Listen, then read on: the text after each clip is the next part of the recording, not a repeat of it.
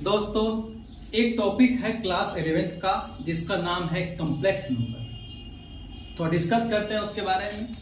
First of all बात करते हैं कॉम्प्लेक्स नंबर। कॉम्प्लेक्स नंबर तो समझिएगा कि कॉम्प्लेक्स नंबर होता क्या है। ठीक है, तो कॉम्प्लेक्स नंबर वो होता है कि कोई भी अगर आपके पास एक फॉर्मेट है जो x प्लस आई वाई के फॉर्मेट में अगर है तो वो कॉम्प्लेक्स नंबर कहलाता है। कहने का मतलब a number of the form of, यहां लिख देता हूं मैं, a number of the form of x plus i y is called a complex number. समझिएगा बातों को कि कोई भी अगर जो है आपके पास फॉर्म है जो x प्लस आई वाई के फॉर्मेट में है तो वह कॉम्प्लेक्स नंबर कहलाता है, जिसे हम लोग जो है it is denoted by z, जिसे हम लोग जो है z से डिनोट करते हैं। कहने का मतलब क्या है कि z equal to x plus i y, x plus i y अगर है तो वो मेरा क्या है, कॉम्प्लेक्स नंबर है।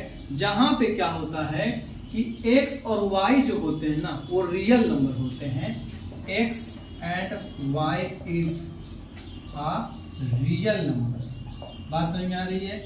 यहाँ पे क्या होते हैं कि x और y जो हमारे होते हैं वो रियल नंबर होते हैं। अच्छा, अब जब ये आ चुका है, ये complex number z equal to x plus i y जब आ जाते हैं ना, तो ये इसमें क्या होते हैं, x भी तो कुछ ना कुछ पार्ट होगा और y भी तो कुछ पार्ट होगा। तो यहाँ पे क्या होते हैं, x इज रियल पार्ट। क्या होते हैं, x इज रियल पार्ट और y इसके जो होते हैं इमेजिनरी पार्ट। क्या होते हैं, इमेजिनरी पार्ट हो जाते हैं। कहने का मतलब ये अकेला दिख रहा है तो ये रियल पार्ट होगा, इसके साथ आई दिख रहा है तो ये हमारा क्या होगा, इमेजिनरी पार्ट होते हैं। बात समझ में आ रहा है? तो ध्यान दीजिएगा। अब देखिए, रियल पार्ट को भी तो हम लोग ना कुछ डिनोट कर सकते हैं। तो रियल पार्ट को हम लोग जो है आर ई जेड या फिर आर जेड से डिनोट करते हैं, और इमेजिनरी पार्ट को हम लोग जो है आई एम जेड या फिर आई जेड से भी डिनोट कर सकते हैं। चलिए, इसी में क्या होता है ना कि जैसे में यहाँ पे एक बात बन रही है कि आई, तो आई का वैल्यू क्या हो जाता है, यह होता है माइनस का रूट वाई। तो ध्यान दीजिएगा, जैसे में हम लोग अब तक पढ़ते आ रहे थे कि जब रूट निगेटिव में होता है तो वो क्या होता है, इम्पॉसिबल हो जाता है। लेकिन हम जब कॉम्प्लेक्स नंबर पढ़ा हम लोगों ने तो वो डिसाइड हुआ वहां से कि निगेटिव रूट अगर 1 है तो वह i के इक्वल होता है। अगर इसी को मैं स्क्वायर कर दूं तो i स्क्वायर इक्वल टू क्या हो जाता है, माइनस का 1। इसी प्रकार से अगर जो है i की पावर 3 की मैं बात करूंगा तो ये i square into I, that means i square का वैल्यू आप सबको मालूम है निगेटिव 1 इंटू आयोटा। इसको हम लोग जो है आयोटा भी कहते हैं। i को क्या कहते हैं, i को हम लोग जो है आयोटा भी करते हैं, आयोटा ही करते हैं। बात समझ में आ रही है? चलिए, यहाँ तो सब लोग को किसी को कोई दिक्कत तो नहीं हो रही होगी। चलिए, अब इसी तरह से बात करते हैं कि ये i3 का तो हो चुका है बट i4 भी तो होना चाहिए। तो i square into I square, that means negative 1 that means 1। मतलब कि i की पावर 4 जब अगर है तो इसका वैल्यू 1 हो जाता है। इसी पे थोड़ा सा जो है डिस्कस करते हैं कि अच्छा, ये i की पावर 4 तो हो चुका है, i की पावर 10 भी हो सकता है, 20 भी हो सकता है, कुछ भी तो हो सकता है। तो यहाँ पे मैं क्या करता हूँ, देखिए i की पावर अगर 25 अगर है तो इसको आप क्या करिएगा, फर्स्ट ऑफ ऑल i की पावर जो है 24 करिए इंटू i करिए। ऐसा क्यों किया हम लोग ध्यान से देखेंगे।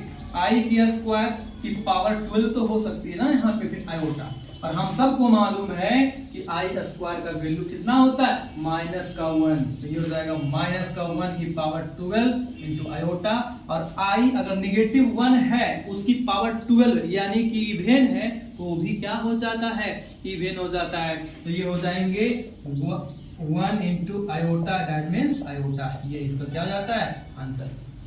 ठीक है, मैं इस पे एक जो है डिस्कस करता हूं, क्वेश्चन दिखाने का प्रयास करूंगा।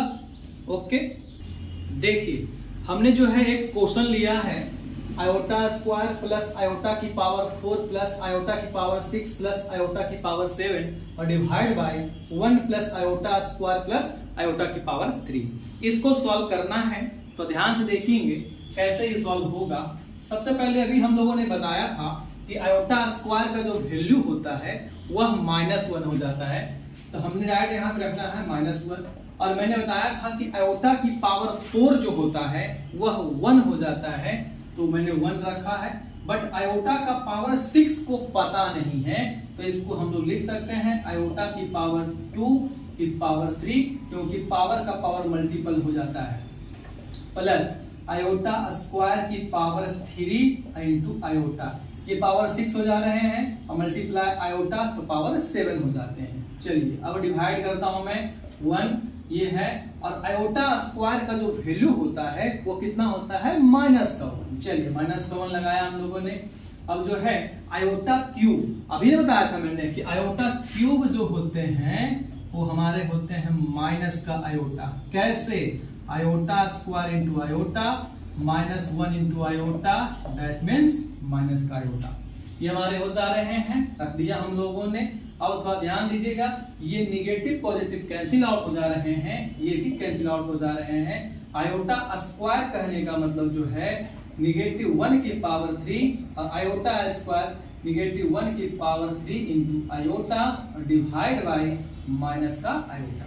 अब -1 है, उसकी पावर 3 है, तो -1 में रह जाएगा, -1, और इसका भी जो है -1 इंटू आयोटा, तो हो जाएगा ये निगेटिव आयोटा और डिवाइड बाय निगेटिव का आयोटा। अब चाहेंगे तो दोनों से आप निगेटिव कॉमन लीजिए, 1 प्लस आयोटा और ये निगेटिव का आयोटा कैंसिल आउट हो जा रहा है। अब यहाँ से आप क्या करेंगे तो ध्यान दीजिएगा, इसको हमको कट करना है, तो मैंने क्या करना है, रेशनलाइज करना है आयोटा से, नीचे ऊपर मल्टीप्लाई करना रहता है। इसको आप मल्टीप्लाई करिएगा, 1 into iota iota, iota into iota iota square और divide by iota into iota iota square.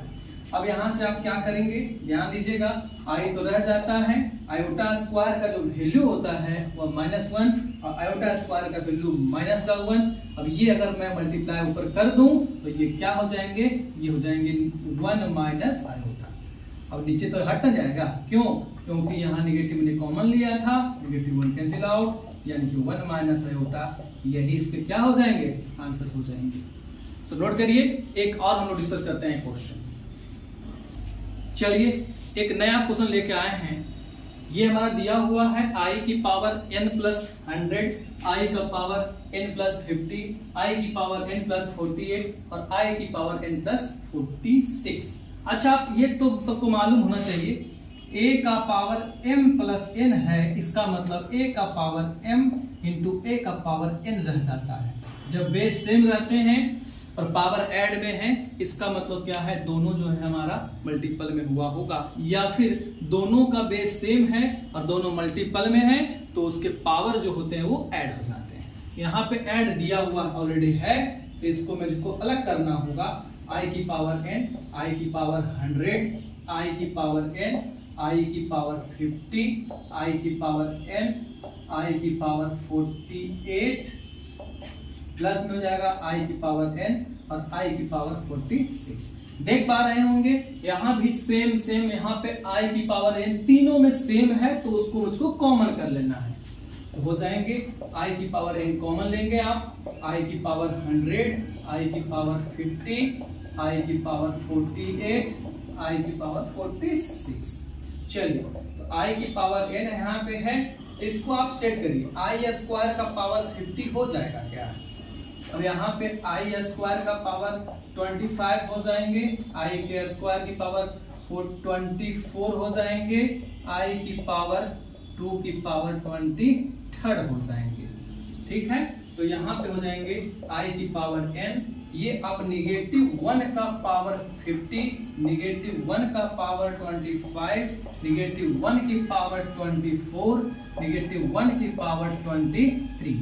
तो यहां से क्या हो जा रहे हैं, i की पावर n, -1 की पावर अगर जो है 50 है, इसका मतलब +1 की बात कहता है, +1 माइनस का 1, इसमें भी +1, -1, यानी कि ये से ये कैंसिल, ये से ये कैंसिल, दैट मीन्स I की पावर n इंटू 0, और 0 से अगर कुछ भी मल्टीपल होता है तो वह 0 ही रहता है, यही इसका आंसर रहता है।